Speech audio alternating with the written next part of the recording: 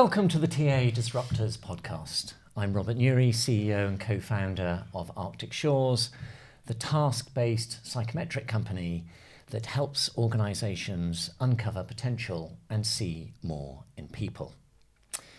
And we're into the third series now of the TA Disruptors podcast, and we're focusing on Gen AI and its impact on recruitment, and for this particular episode, on early careers.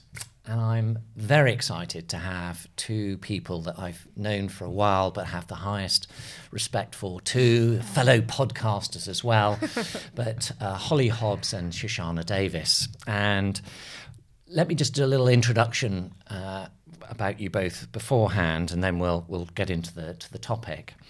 So, Shoshanna, let me start with you. Founder of Fairy Job Mother. I love that title, by the way, and perhaps you can share when we come to you about how you came about that name, but it's a brilliant name. And I know you're on a mission to empower young people with the skills and confidence they need for impactful careers, managing a community of over 20,000 young people.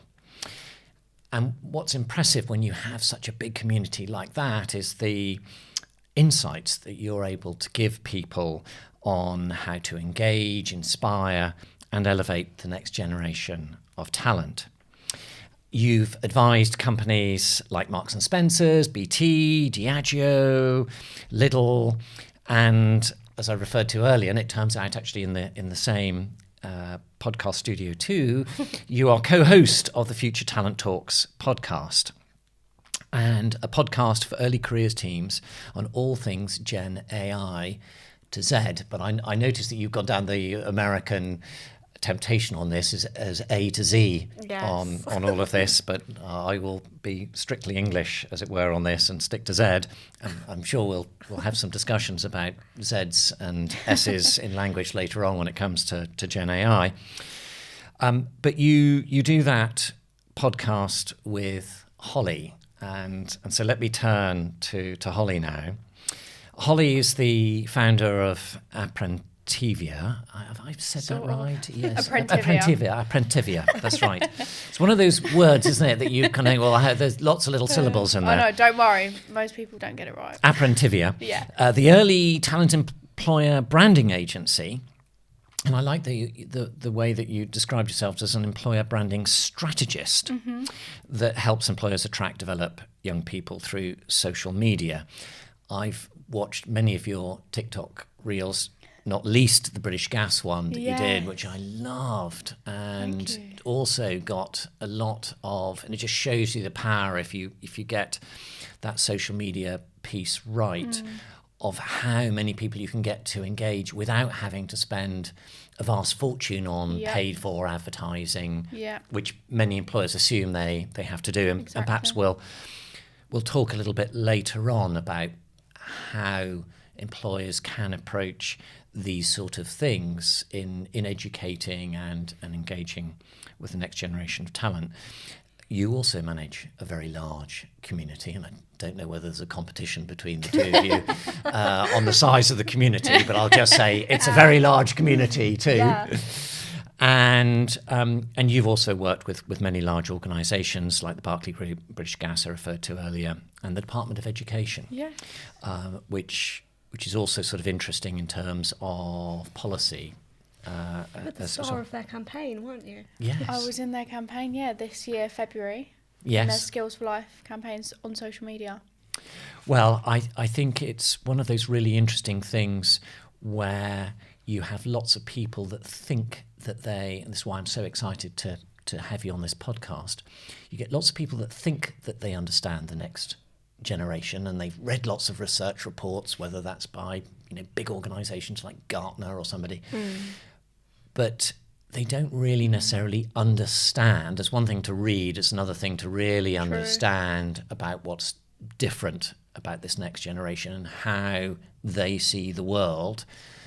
And that's such an important thing, because if you don't understand how they see the world, then the things that you're doing to try and attract and engage with them are just not going to connect. Literally. So let's start with that point, really, before we get into the other things around Gen AI. what makes, and I'll just throw this initial conversation question to you, Holly, but by all means, Shoshanna, later on if you want to add something to it. But what makes this generation different in how they are seeing employers and how they are seeing the world of work and the skills that they might need to build up before applying, or maybe when they get into work? And your perspective on that?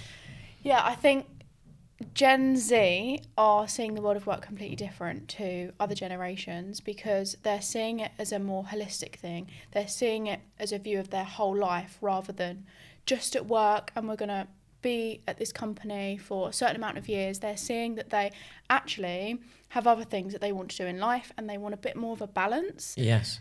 It's not all about, don't get me wrong, some people are really motivated at work and people want to do well, but it's their whole life isn't evolving around moving up the ladder or doing this certain thing in their career. They're realising that actually there is other things to life, and as I said, they want a bit more of a balance. And so that is manifesting in different ways, and the press obviously come out with loads of different statements about Gen Z and how they're lazy and things like that, but actually that's not the case. They just have different ways of prioritising work and showing up at work than other generations.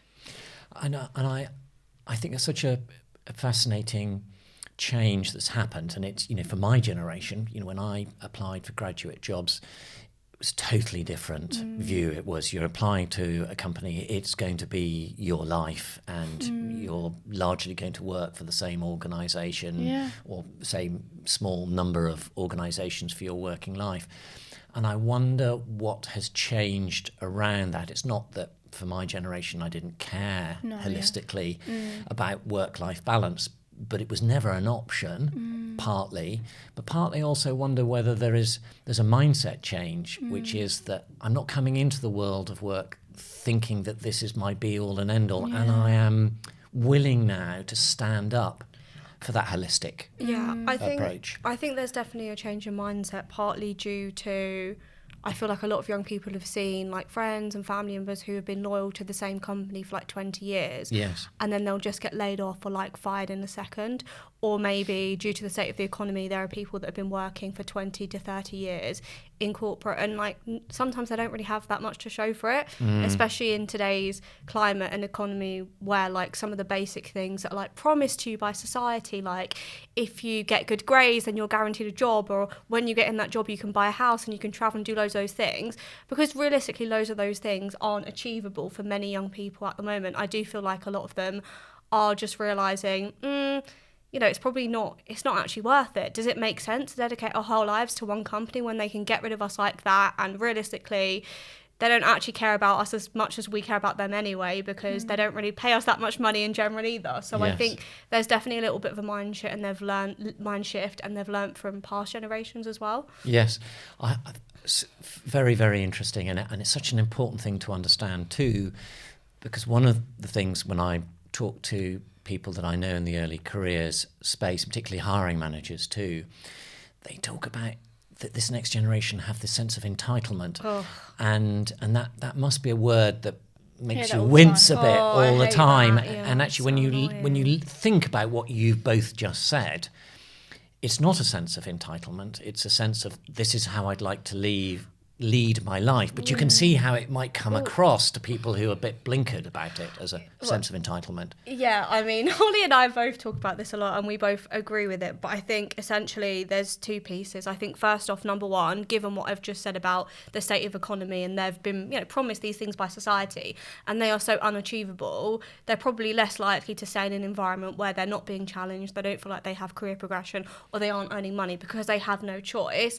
If you mix that with the pandemic, where many of them, I think us included, do feel like we've lost 2 or 3 years of our lives, and we're very much still trying to play catch up. So when you've lost 2 to 3 years of your life, you don't feel like you're getting everything for your company, and then you bring in social media where you're constantly seeing realistically unrealistic expectation of what it actually looks like to work. I can't think of another time on earth where you've been able to open your phone and see what every single other person your age is doing, what job they're doing, how much they're earning, what a day in their life looks like. If you combine all of those things, it just creates a huge like feeling of like behind, basically feeling behind, but also huge motivation to progress. And I think a lot of the time that motivation to progress gets misconstrued as entitlement, because you'll have graduates or apprentices come in and no one at school or uni teaches you what realistic paths to progression actually look like. So where they get their information is social media. Their concept of those things are based on social media. So they'll come in and, you know, they'll do a good job for 3 months or 6 months and they'll ask for a promotion or they'll want to be promoted to the next level. And to them, that's just completely normal because they don't understand these things. They've seen someone else who works at a startup of 5 people get promoted from graduate to CMO. Senior That's because they work yes. in a company of 5 people. They don't work for a Fortune 500 company. So without rambling too long about the topic, yeah, it grinds my gears for sure. Yeah, that social media point is so important, and that is, as well as the whole point around the pandemic and seeing your parents or carers, whatever, grow up and not get to where they maybe wanted to go to. Social media is also a massive part of how people view the world and the world of work. And so it's the expectation on social media. It looks like becoming a millionaire and owning this like massive business is really easy. Yes. And so as a result, people think, well, that person's going to do it, I'm going to do it. Like they think it's easier than it actually is to get there. Yes. So their expectations are slightly different because of that as well. Yes. That's so valuable to hear that and understand it, because I think that's part of the disconnect that we're seeing in the workplace around this. And let's just, on that point of social media and what it's advising you and what you're seeing on that, I'd like to sort of, as many people will be in the thick of their early careers campaigns now, and this whole topic of the use of Gen AI, and particularly ChatGPT, and you go into TikTok, you go into Instagram, and there are videos there of, oh, this is how you can use ChatGPT to help get this ace job that you're really after and would change your life. And I know you ran a fantastic podcast episode on this, but could you perhaps share with us what you have learnt from your communities about how are this next generation thinking about ChatGPT as a tool, and what is social media advising them about how to use it? Yeah, sure. So we polled our communities online and we essentially asked them, do they use AI when applying for jobs? From my community, 55% said they did. And mine was close enough. So mine was around 45%. And the main reasons were, and for me... I think weren't these our mixed reasons? Yeah. So the main reasons for me were things like, if most companies use AI to screen applications, then why can't I use it to apply? For some of them, it gives them an idea of what to say, what to do, how to show up in a professional manner. Someone says efficiency. Someone said researching every company you apply to can be really lengthy, because obviously with things like apprenticeships, you have to apply for quite a lot. And also someone said it helps them pass the online test, and that some questions are worded horribly, so it helps them with the process of what that means. That was mine. I think it was mainly very similar answers. Another one was, I never had the careers mentoring to help me understand how to write a CV or cover letter. So that young person has obviously felt like ChatGPT and generative AI is helping them to do that. Someone said, if you aren't using AI to apply for jobs, you're missing out, which I feel like that messaging, that's like a hook for TikTok. That's like, that is like a TikTok video. I've said that off the TikTok. That is literally like the messaging that is being portrayed. Yeah. And it's being positioned as like this super easy, quick fix, like you don't really have to do anything for it. Yeah. And just like type in a question you're being asked or use it live during an interview and it's just like, I've seen those videos. The critical thinking aspect, well, that's just the whole theme of social media. The critical thinking aspect just, it doesn't really exist a lot at the moment. But so fascinating, you're right about those videos, aren't they? That just say, and back to your point, that this is super easy, and this sense of, well, if you're not using this tool, then you're missing out and you're putting yourself as a disadvantage. There's been a couple of videos I've seen on TikTok where someone's either in a live interview or pretending to be in a live interview. I'm not sure. Yes. But basically, they've got the box, they've got the screen of them in the interview, and then they pulled up another window next to it. And once the question's been asked, and they're typing it in or they're voicing it in to ChatGPT, whatever AI they're using, to get an answer. And then they're like, right, quickly reading that and then reciting it. So they're like, yeah, really, really good question. So, and then they're reading and then they're saying it. Yeah. And crazy. It is so easy. The text or speech to text, the speed with which you can get a response back from ChatGPT is insane. And I'd like to just get a bit of your perspective on this, because I think it's important for companies to understand that this is what they see on social media, and it is this sense of this is really easy, and there's no sense of it in any way being cheating either, that it feels like this is a calculator and it's super easy to use, and let me demonstrate to you how easy it is to use, so why would you not use it? Yeah, I think that narrative is also very much being pushed, but then I don't know about you, Holly, I'm also seeing a different narrative where it's like there are some, because obviously like anyone can make a TikTok, so there's like recruiters and things at different companies, there'll be like, there's another narrative which is being pushed, which is very much the opposite in terms of you shouldn't use it. So it's now almost like with everything on social media, I do think it's also creating confusion, because you're seeing one side telling you you're missing out if you're not using it, it's really easy to use, and you're seeing another side saying don't use it. So now I think some of the responses we actually got, or one or two I got, was that when we asked people why they don't use it, because that was a question as well, it was like, I don't think I'm allowed, or it's cheating. So it's very much like I'm actually now seeing mixed messages, which I think is even more confusing, because when you're seeing, it's like advice about CVs. You can see a million different pieces of advice, like how on earth do people know which ones to go with? Yes. I think ultimately as well, AI is such a trending topic right now. If someone does a video on it, they're going to get views. And clickbait, a lot of it is about just driving views, getting more clout, as they call it, around just speaking about AI. Like, is the advice, or is these things that people are actually saying helpful? Are they really actionable? Is it the right thing to say? I'm not sure. But at the end of the day, it's just getting them the views and clicks that they want, really. And these new tools are new tools are coming out of nowhere. Like, I've had a few DMs in the past few months from these random softwares that are related to job search and AI, and they're messaging me like, do you want to collaborate on something? And I'm just not even replying to them, because obviously I'm not going to promote something that I've never used, but also equally I don't have the time to test it out, so I'm just ignoring them. But I've got quite a few of those through as well. So some people potentially just in it for the money as well. Like, if a company's offering them a decent amount of money to like post a TikTok or a reel, then some people just chase the money. Yeah, no, and I get that, and that's one of, I suppose, the really interesting elements of what you've highlighted here is the mixed messaging people are getting. So you don't know whether you've got on the one hand these wonderful reels that say it's super easy and they've got jobs from it, and then on the other you've got these employers coming along saying you can't use it, and I'd just like to double down a bit on that.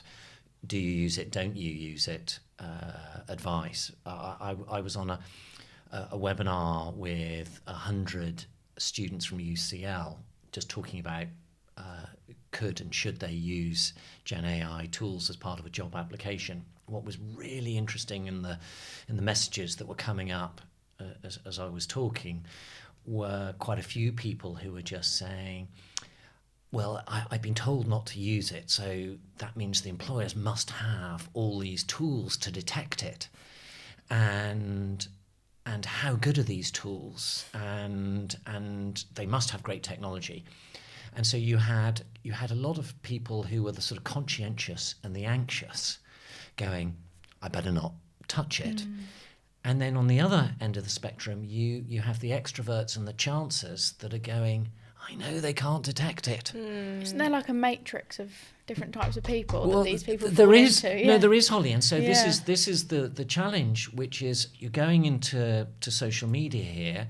You've got some people saying it's really easy and they can't detect it, and there's no way of finding out.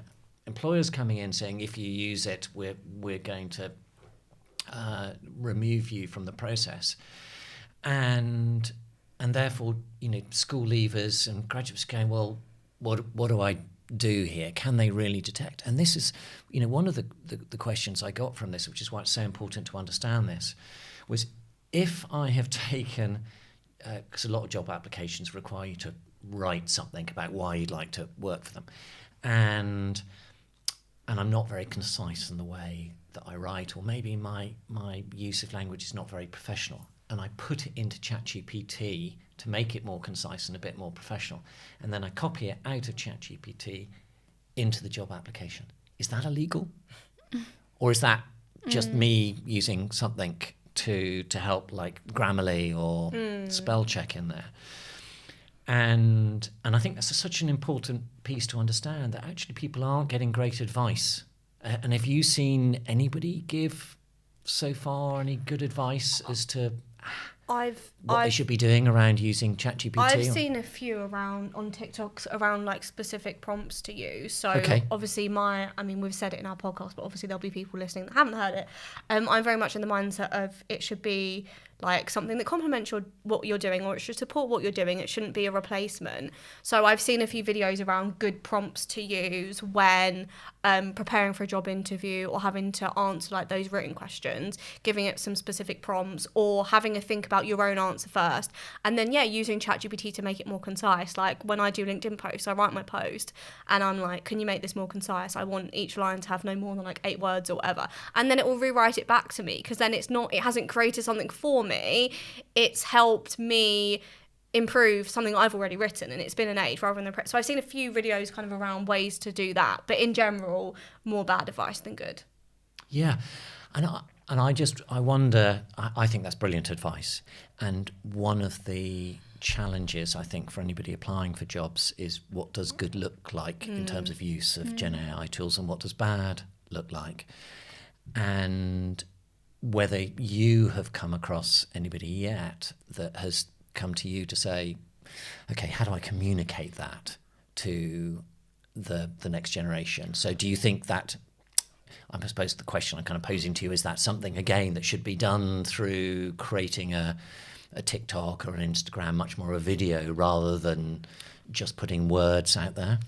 I think it's a good question. I was at a kind of legal early like careers professionals event a few months ago, and it was a topic that came up for discussion. I added my thoughts, and it was mainly around kind of making a statement, making a decision either way, because from what I'm seeing, the employers that are struggling the most and getting high volume of clearly ChatGPT written applications are actually the ones that haven't made a decision and haven't said anything, because candidates don't know either way. So my main piece of advice was telling them to kind of make a decision and then think about that decision, right? Because if you blanket ban it altogether, what does that say about your organisation? If you're saying that you're an innovative, fast forward, future facing whatever organisation, and then you are completely banning the use of a tool without even looking, and realistically for many industries, especially the legal industry, they were all saying that they use AI in their jobs right now. As soon as you start. So surely if you're like a forward-facing company, you want people to use it, right? So I said, think about your decision, because if you blanket ban it, it's not going to be a good look. And if you say yes, you need to provide guidance. So I'm rambling here. Yeah, that was a question that came up. Yeah, but I think your point is absolutely right, which is you can't sit on the fence on this. And there are many. I went earlier this year. I went and looked on a lot of career sites to see what advice are you giving to school leavers or graduates on the use of Gen AI in your application process. And I could find one.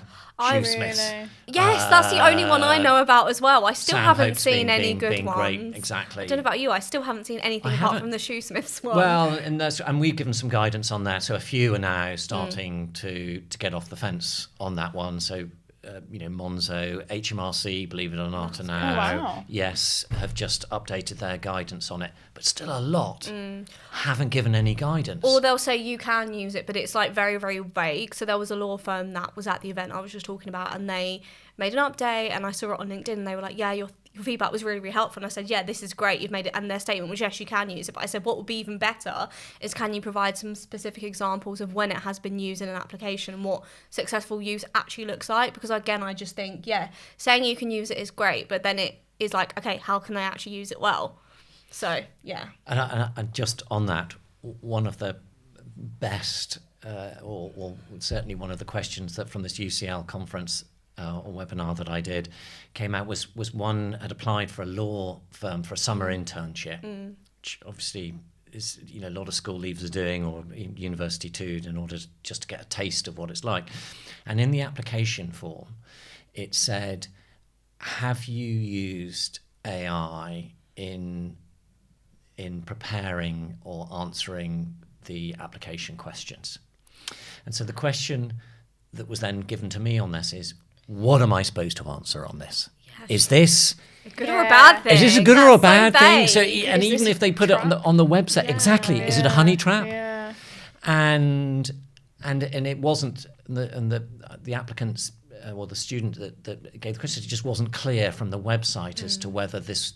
They clearly used AI because you could see that they were talking about it on their website as, you know, part of the future, but it wasn't clear whether that was a good thing or a bad thing to have as a skill. I feel like that's a common theme, kind of off topic, but I also, around, like, you know, when you submit job applications, there's the kind of diversity questions, like, Yes. Were you on free school meals, what background, and, like, again, for a lot of people, that's hardly ever made clear.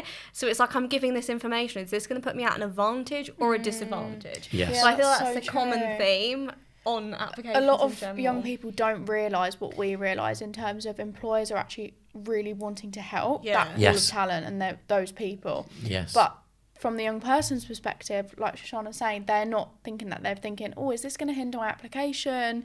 And so it's going to be the same for AI.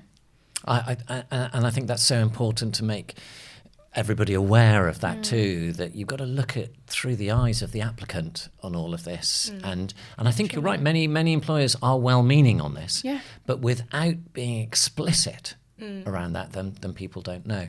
Yeah, many employers I've worked with in the apprenticeship space, they're very pro, like, we want to hire this pool of talent. And I actually made a video this week and posted a video to my community saying, look, they want to hire you, like, this is what they're telling me, like, just here are the tips, the applications, but just know that you don't need X, Y, Z to get in. Like I was saying, you don't need loads of work experience, etc. These employers want you to just be you, and they just don't realise this. So it's like we have a duty to tell them this. Like, and I feel like they need to be clear as well, because no offence to anyone listening, but I see so many videos of employers being like interviewed at events.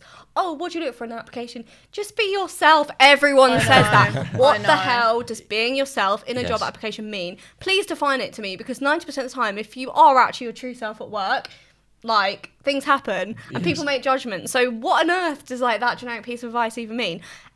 I've seen so many videos of graduate and apprentice employers being interviewed, and to a young person, they just have no clue what be yourself means. Yes, and I love the fact that you've called that out, because I've been guilty of saying that in the past, of be yourself. And not what you're trying to say around that is, don't manipulate, don't change who you are, don't try and double guess. But actually, that's not what's being understood when you make that statement. And it comes back to why it's so important for employers to talk to the likes of both of you as to, well, what's going through the next generation's mind when you use phrases like that, because it's probably different from what you intended and thought. Yeah, so you've got to go into so much more detail than you think. Yes. Like what you think those people know, they don't know. Like what you've got in your head, they have no idea. Yeah. And it's even things like drink water, be yourself. I used to get those tips all the time when I was applying for apprenticeships. I was like, well, that's not helpful. Yes, because you want to be, it's the specificity, as it were, on that of, well, what are you trying to say around this? Why? And everybody, when you're applying for a job too, is that you know you want to get the job, and so you think, well, what do you want to know about me? And it's be yourself is so broad, it doesn't help you narrow down of, well, what are the things that I'm meant to be trying to bring to play here?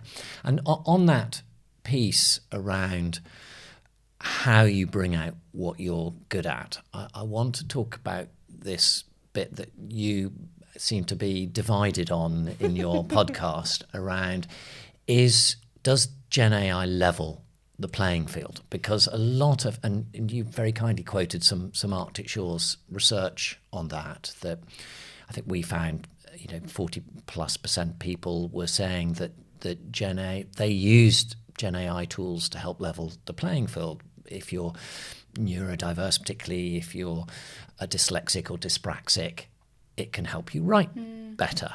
If you've not, and we talked about this a bit earlier, if you've not had good mentoring and you're not quite sure how to express yourself in a way that's appropriate for a company, ChatGPT can make you sound really, really good.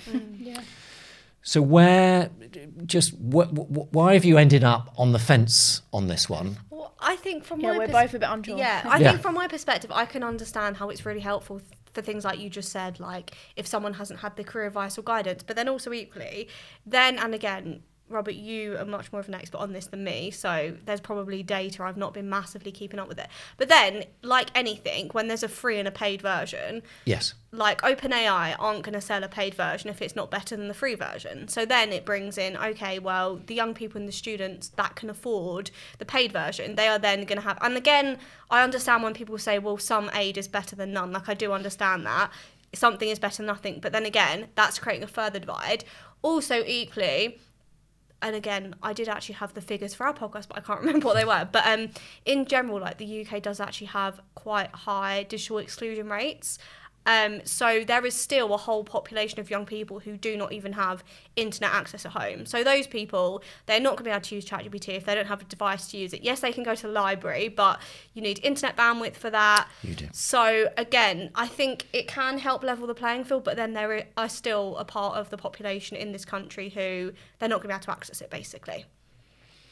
Yeah, and I suppose you have to clearly understand that, and that is digital access is one thing, and it's another as to whether a tool that is freely available that can help bridge some of the gap, I suppose, between those who've not had access to things like mentoring, or depends on the quality of education that they've had, and so anything that helps bridge that gap largely should be a good thing. And I don't think you're saying it's not a good thing. No.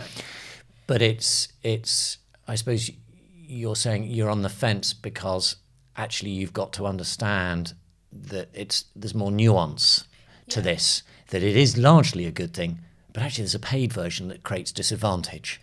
So what are you going to do about that? Exactly, because if you get much better answer on the pay version, then surely that's not 100% fair. Holly, I feel like you should add your perspective, but one more thing, sorry. I know this isn't really about leveling the playing field, but I also think in general there's not much education around kind of AI and its impacts, and I think there's an environmental impact, which I do actually think lots of young people would care about, because realistically, the more this technology is being used, it's generating data. Where is that data being stored? It's being stored in data centres, which use lots of electricity. So I also feel like there's a sustainability piece, which no one actually thinks about. Most young people probably have no clue about. And again, not every person that's of Gen Z cares about the environment, but lots do. Would they feel differently if they knew about the environmental impacts? I know there's lots of technology and cloud providers making out like their solutions are very sustainable, but I'm from a tech background. I don't know. I'm just not convinced, but that's just another topic. It is. Well, we'll come back to the sustainability piece, but Holly, what's your take? So basically everything that Shoshanna said, but then I'll add a few other bits on. So one is obviously what we were speaking about earlier. How do they actually use it? Do they even have access or advice or mentorship, whatever it is, on how to actually use it to benefit them? I don't know. And also, I think that it's all well and good for some different application processes, but when you get into the actual interview stage, when you can't really use it, when you're actually just talking, how useful is it then? Not really. Like, it might be able to help you prepare, but actually when they're in the moment, they can't really be quickly searching and reciting everything. It's like, we need to teach them the actual skills they need. And does it help? I think it does help, But don't rely on it. Yeah, but it can't be relied on. Yeah, I agree. And also help them understand how it actually works and where, like, ChatGPT or Gen AI, where that is actually taking that information from. Because, again, I haven't been following it too closely, and I'm sure this has changed as new versions are out. But originally, like last year, the version of ChatGPT that was available, it only had data up until a certain point. No, that's changed, but no, I know that's now changed, but and there were lots of young people that were using it, and they were getting outdated information. There was one employer that I was speaking to. They asked a question. It was like, "What's your favourite fitness brand or something?" Or "What's your favourite campaign that we've done?" Of course, everyone was using ChatGPT, and the answer it was giving them was a campaign from like a year and a half ago, and like. No one knew, most people didn't know that because, again, it was just being portrayed as this thing online that you use and it's really easy. And I know it now has been updated, but there still is some kind of caveats in terms of the information and the data it can give you. I'm sure there is. I'm not an expert, but I'm sure there are some caveats. So, yeah, I think that's important as well. Where is it getting that data from?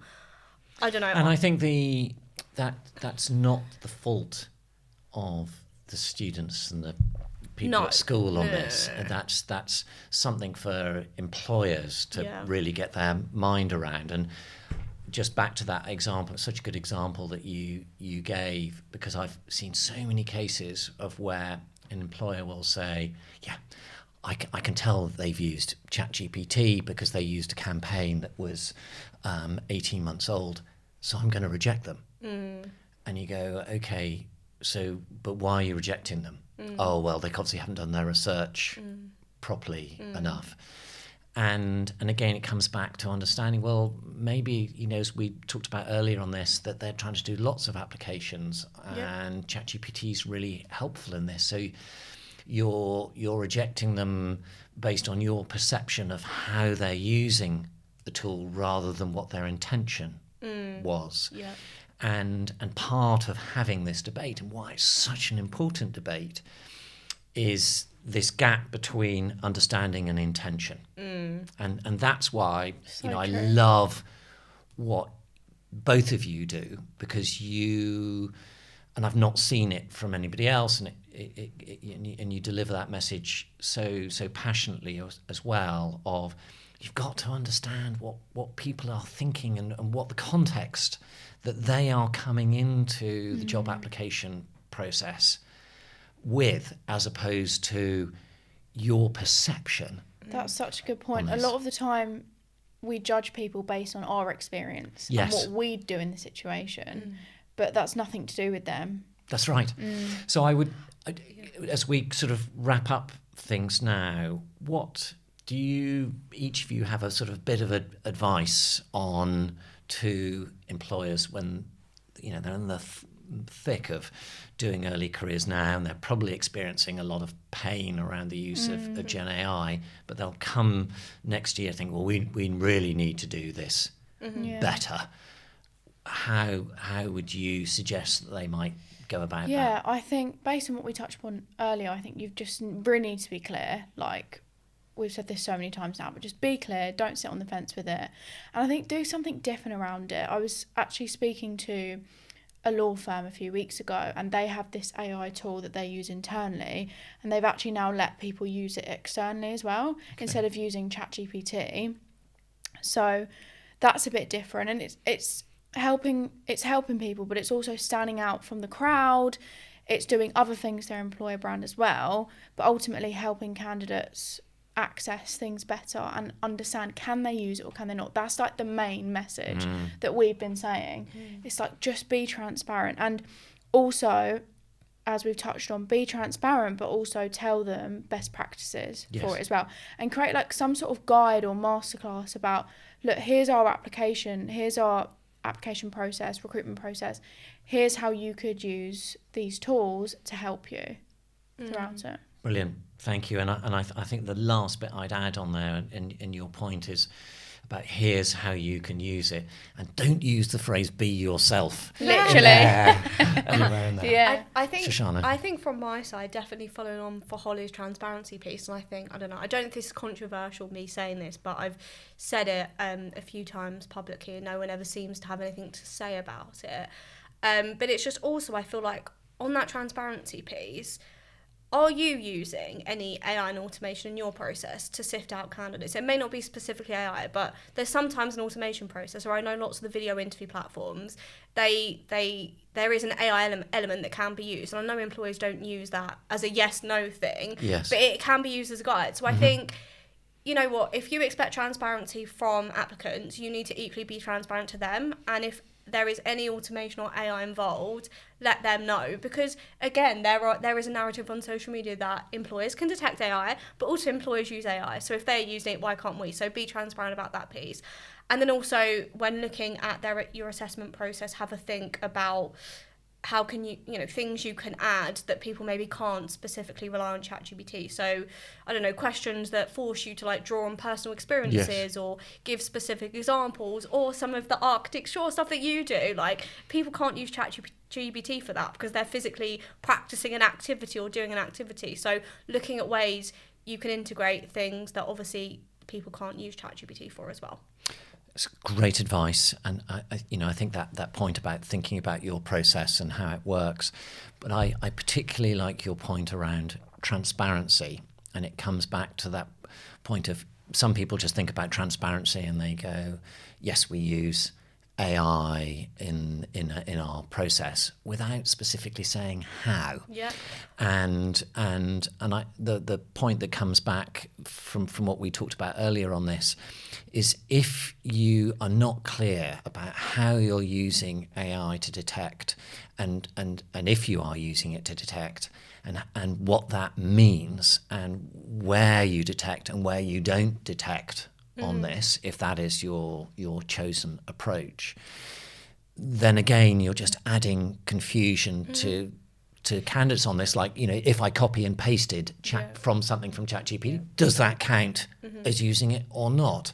And that's where that transparency has to be thought through. It's not just a case of, yes, we use AI to go and detect AI, and if you're found using it, we'll exclude you. And it's almost like it leaves it at that, as opposed to, well, people are anxious about this, so how are you going to help them understand?